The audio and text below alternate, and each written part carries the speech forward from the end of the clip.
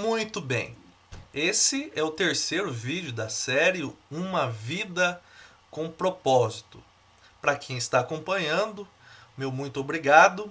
E vamos lá então para o terceiro assunto. O que dirige sua vida? O que dirige a nossa vida? Olha o que diz Eclesiastes 4:4. Percebi que o que faz os homens correrem atrás do sucesso é a inveja. Há algum tempo eu tive a oportunidade de assistir um palestrante em Ribeirão Claro, que eu fui lá porque meu patrão, na verdade, não quis ir, eu fui lá para assistir e acabei gostando muito da palestra desse agrônomo, que ele diz assim, ele trata de pequenas propriedades rurais. Ele trabalha com leite, então ele trabalha com pequenos proprietários de terra e desenvolve projeto na área de leiteira. E ele fala que se tem alguma coisa realmente que move um determinado município, por exemplo, a realmente seguir um padrão de qualidade no leite, é a inveja. Porque quando um pequeno agricultor olha para o sítio do outro e vê a vaca do outro bonita, vê que está dando leite, que realmente está dando certo o projeto que ele fez para aquele pequeno proprietário, o vizinho já se interessa também, quer fazer, e aí é assim que ele pregava enfaticamente que o que move o projeto dele, o que moveu o projeto dele, que foi uma coisa assim espantosa no Brasil inteiro, depois eu acabei assistindo ele no Globo Rural. Ele fala que o que realmente moveu o projeto dele foi a inveja. Ele fala que a inveja é o maior motor que existe, de desenvolvimento que existe. E é o que diz aqui Eclesiastes 4:4. Realmente ele está certo, porque aqui está a prova de que realmente o homem mais sábio do mundo, que a Bíblia considera, Salomão, e mais rico do mundo, ele também dizia a mesma coisa. Percebi que o que faz os homens correrem atrás do sucesso é a inveja. Então, o que dirige a sua vida? Uma das coisas pode ser a inveja. Vamos ver aqui o outro tópico. Todo e qualquer indivíduo tem sua vida dirigida por algo. Essa é uma afirmação. Existem centenas de circunstâncias, valores e emoções que podem dirigir a sua vida e a minha vida. E umas das principais e mais negativas são a culpa, rancor e raiva, o medo, o materialismo e a aprovação e pressão social.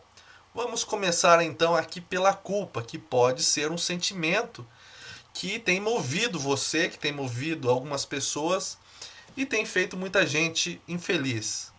A Bíblia diz que como é feliz o homem que tem suas desobediências perdoadas e seus pecados cobertos. E aonde que podemos encontrar esse perdão e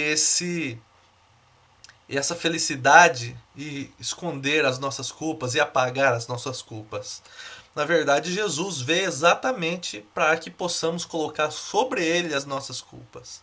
E é nele que encontramos o alívio. Então você não tem por que carregar culpa de coisas que você já fez se você realmente crer em Jesus e entregar a ele toda a sua culpa, todos os pecados, tudo aquilo que tira a sua paz. Uma outra questão que talvez tenha movido de forma negativa a vida das pessoas, tem dirigido a vida das pessoas, é o rancor e a raiva.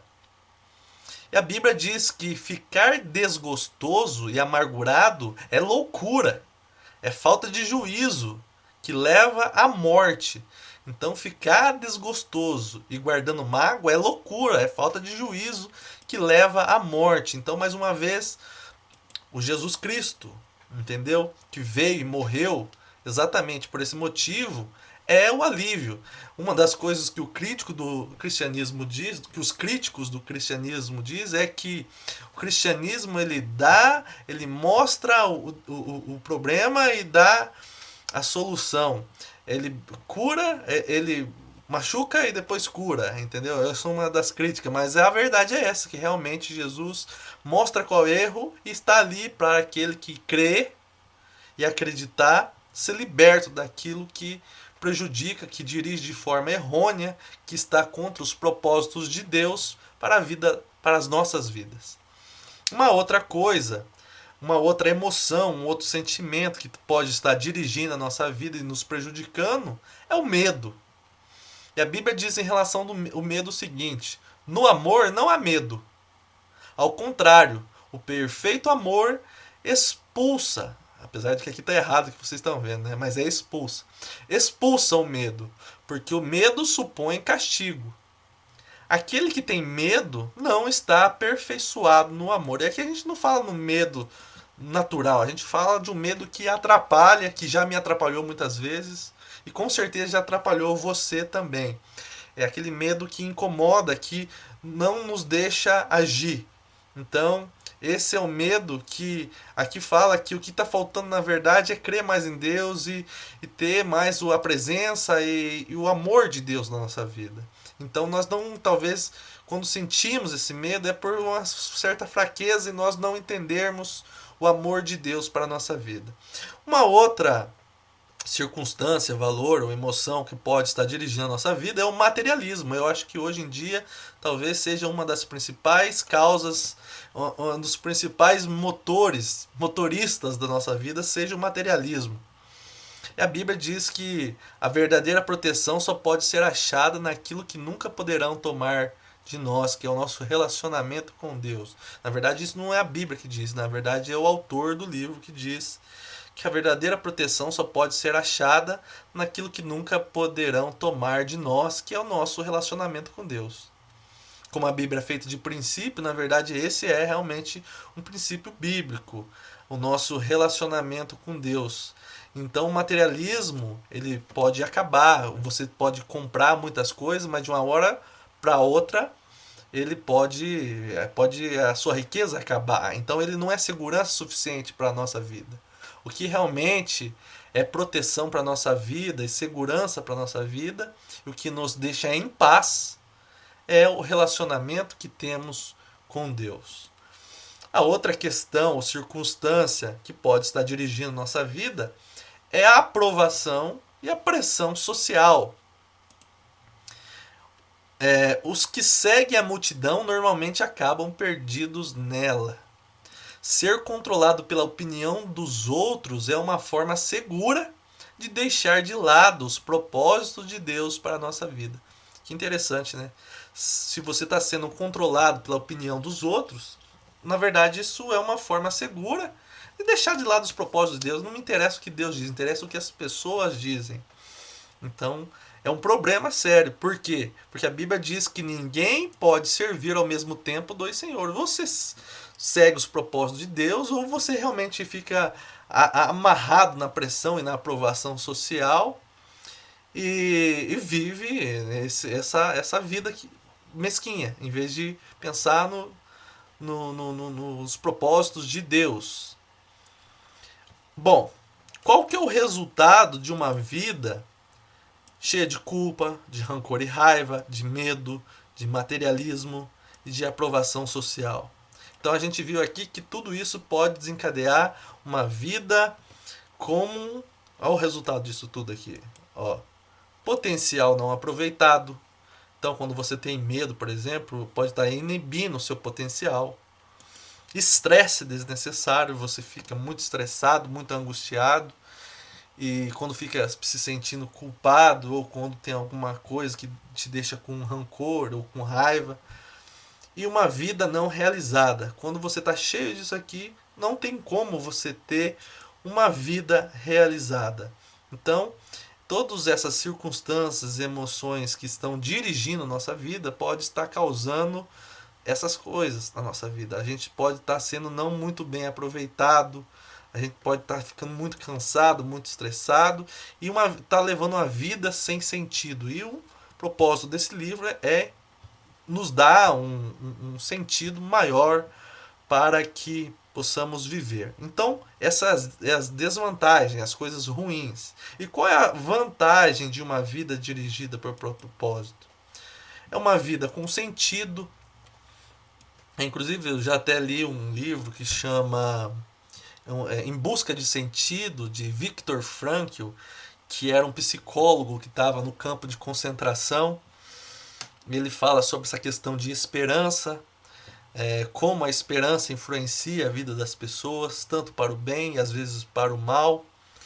E como quando a pessoa realmente perde a esperança, ela morre. Porque no campo de concentração era o maior laboratório vivo que existia. Ele, como psicólogo, ele analisou, ele sobreviveu ao campo de concentração, depois escreveu esse livro. Se você tiver a oportunidade um dia ler, é um livro bem interessante para quem tem estômago forte, na verdade, que se chama Em Busca de Sentido, de Viktor Frankl.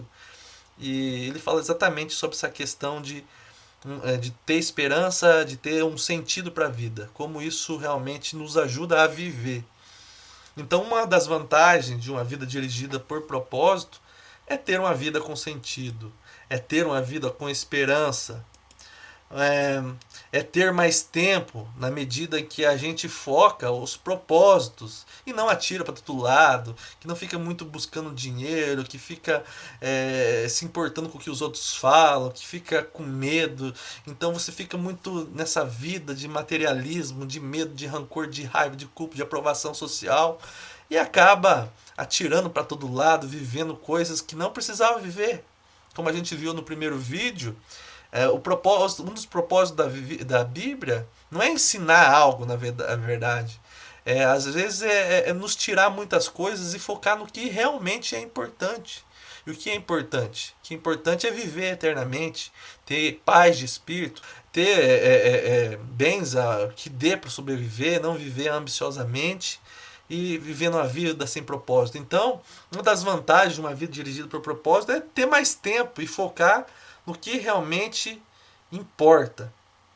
Outra vantagem é ter paz de espírito e, assim como o tempo, ter foco também e saber para onde está indo, não deixar ser levado por pressão social, por materialismo e as coisas da vida moderna que hoje em dia estão presentes na vida de todo mundo, seja ele cristão ou não cristão. Temos aqui também o que dirige sua vida? Viver para construir um legado na Terra é um objetivo tacanho. Uma utilização mais sábia do tempo é construir um legado eterno, como eu já disse. Aqui o autor diz que quando a gente chegar no céu, Deus pode nos fazer duas perguntas.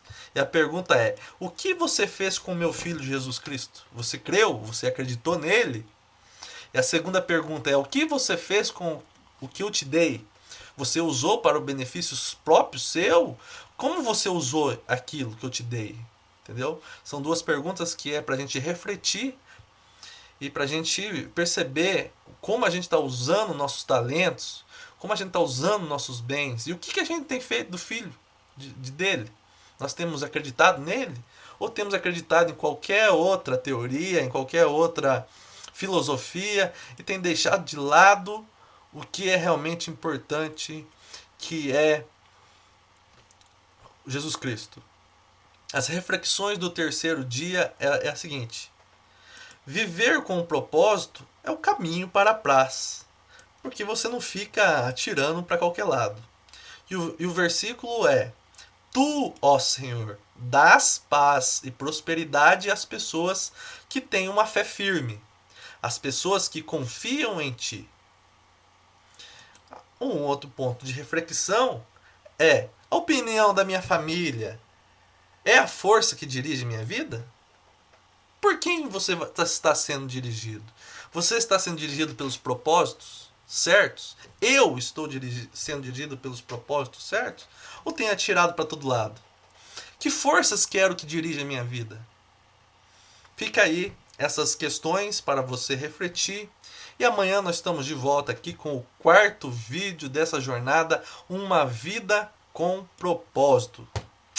Até mais!